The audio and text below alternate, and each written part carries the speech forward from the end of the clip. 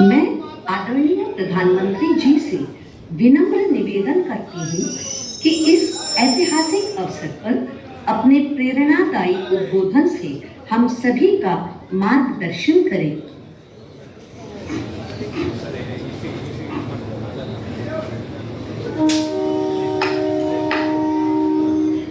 नमस्कार। देश के रेल मंत्री श्री अश्विनी वैष्णव जी कार्यक्रम में देश के कोने कोने से जुड़े केंद्रीय मंत्रिमंडल के अन्य सदस्य, विभिन्न राज्यों के गवर्नर, मुख्यमंत्रीगण, राज्य मंत्रिमंडल के मंत्रीश्री, सांसदगण, विधायकगण, अन्य सभी महानुभाव और मेरे प्यारे भाइयों और बहनों, विकसित होने के लक्ष्य की तरफ कदम बढ़ा रहा भारत अपने अमृत काल के प्रारंभ में नई ऊर्जा है, नई प्रेरणा है, नए संकल्प है। इसी आलोक में आज भारतीय रेल के इतिहास में भी एक नए अध्याय की शुरुआत हो रही है। भारत के करीब 1300 प्रमुख रेलवे स्टेशन अब अमृत भारत रेलवे स्टेशन के तौर पर विकसित किए जाएंगे। उनका पुनर्विकास हो, आधुनिकता के साथ हो। इसमें से आज 508 अमृत भारत स्टेशनों के पुनर्निर्माण का काम शुरू हो रहा है और इन 508 अमृत भारत स्टेशन के नवनिर्माण पर करीब 25,000 करोड़ रुपए खर्च किए जाएंगे। आप कल्पना कर सकते हैं, ये देश के इंफ्रास्ट्रक्चर के लिए, रेलवे के लिए और सबसे बड़ी बात है मेरे देश के सामान्य नागरिकों के लिए ये कितना बड़ा अभियान होने वाला है। इसका लाभ देश के लगभग सभी राज्यों को मिलेगा। जैसे यूपी में इसके लिए करीब 4,500 करोड़ रुपए के खर्च से 55 अमृत स्टेशन को विकसित किया जाए। राजस्थान के भी 55 railway station Amrit Bharat station बनेंगे। एमपी में 1,000 करोड़ रुपए के खर्च से 34 स्टेशन का कायाकल्प होने वाला है। महाराष्ट्र में 44 स्टेशन के विकास के लिए 1,500 करोड़ रुपए से ज्यादा खर्च होंगे। तमिलनाडु, कर्नाटका और केरला के भी प्रमुख स्टेशन को अमृत भारत स्टेशन के रूप में विकसित किया जाए। मैं अमृत काल के प्रारंभ में इस ऐतिहासिक अभियान के लिए रेल मंत्रालय की सराहना करता हूं और सभी देशवासियों को बधाई देता हूं। साथियों, आज पूरी दुनिया की दृष्टि भारत पर है। वैश्विक स्तर पर भारत की साख बढ़ी है। भारत को लेकर दुनिया का रवैया बदला है और इसकी दो प्रमुख बातें हैं, दो मुख्य वजह हैं। पहली, आप देशवासी, भारत के लोगों ने करीब करीब 3 दशक बाद, 30 साल बाद देश में पूर्ण बहुमत की सरकार बनाई। वो पहली वजह। और दूसरी वजह है, पूर्ण बहुमत की सरकार ने उसी स्पष्टता के साथ जनता जनार्दन की उनकी भावना का आदर करते हुए बड़े बड़े निर्णय लिए, चुनौतियों के स्थायी समाधान के लिए अविरत काम किया। आज भारतीय रेलवे भी इसका प्रतीक बन चुकी है। बीते वर्षों में रेलवे में ही जितना काम हुआ है, उसके आंकड़े, उसकी जानकारी हर किसी को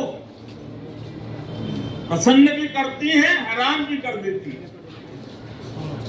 जैसे दुनिया में south Africa, Ukraine, Poland, UK और स्वीडन जैसे देशों में जितना रेल नेटवर्क है, उससे ज्यादा रेल ट्रैक हमारे देश में इन 9 वर्षों में बिछाए गए हैं।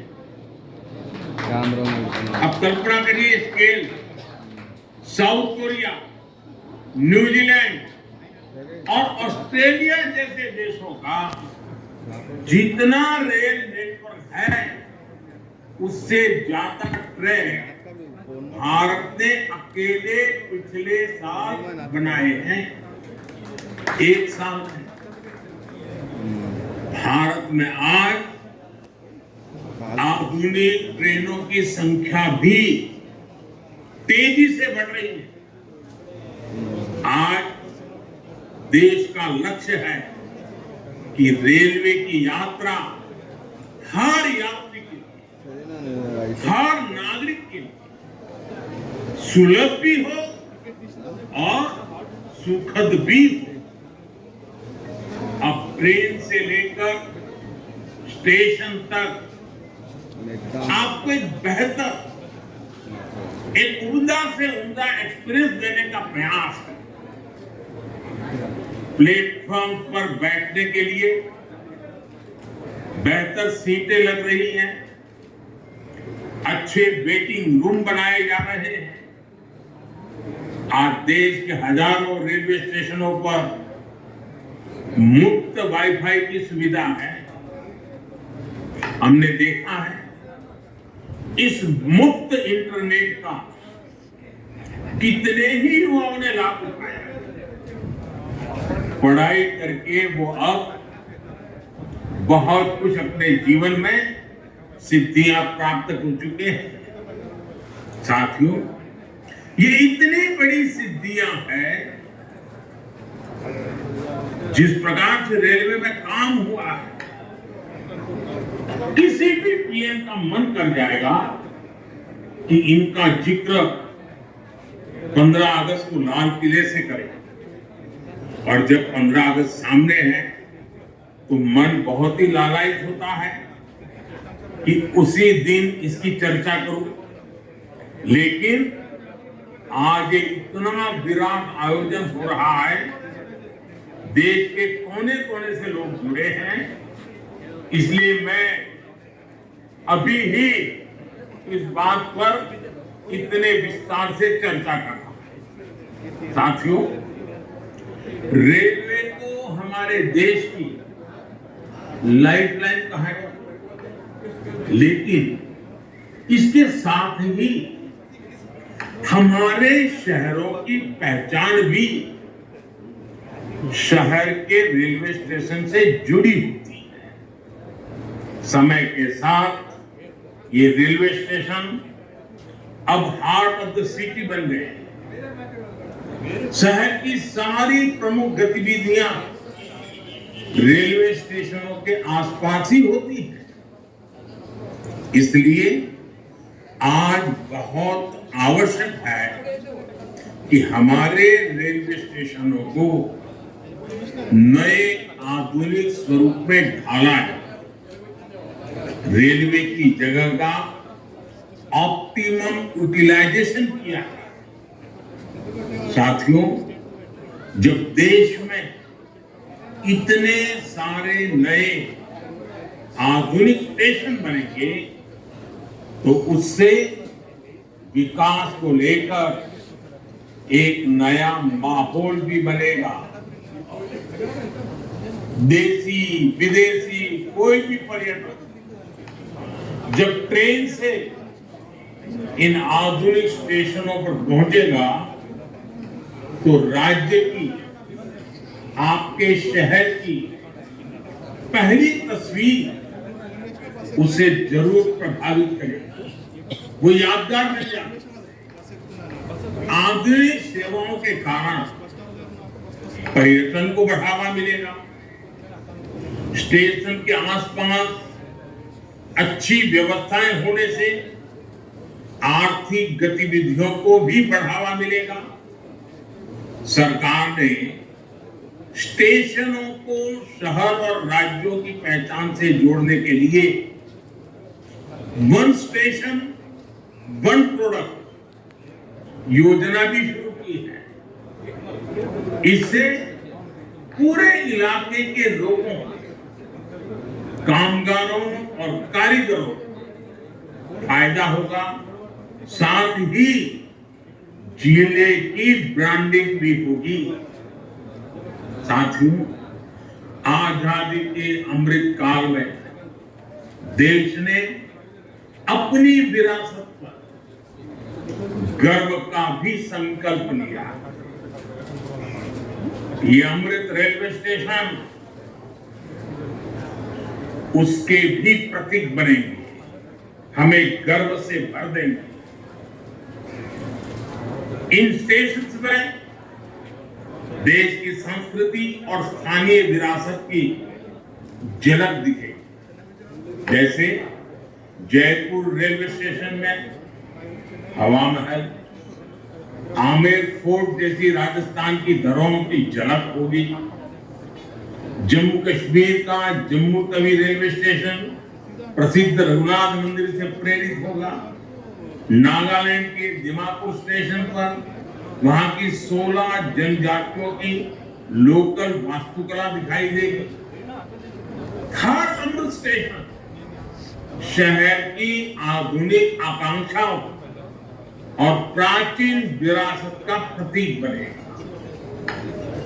देश के विभिन्न ऐतिहासिक स्थलों और तीर्थ स्थानों को जोड़ने के लिए इन दिनों देश में एक भारत गौरव यात्रा ट्रेन, भारत गौरव टूरिस्ट ट्रेन भी चल रही है।